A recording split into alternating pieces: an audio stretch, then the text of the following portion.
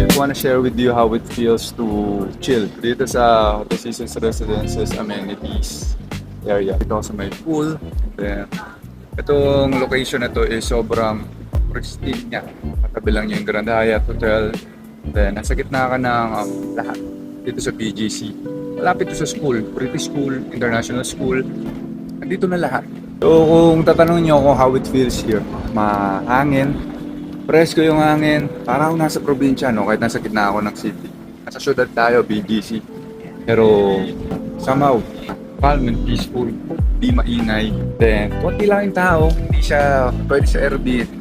No, kasi pinapangalagaan ng federal land and the Seasons Residences yung privacy and security and exclusiveness ng mga residents dito. So, just feeling out the place.